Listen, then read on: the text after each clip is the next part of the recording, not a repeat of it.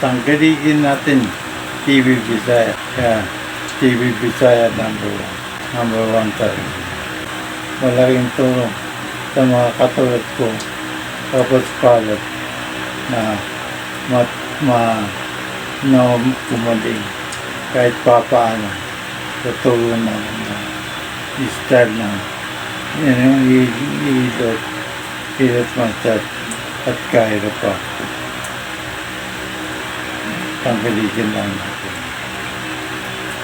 Maganda. Dati hindi ko ganito mag-delta malakas. Ngayon medyo lumalakas na. Matiti yung up hindi utan balik na yun.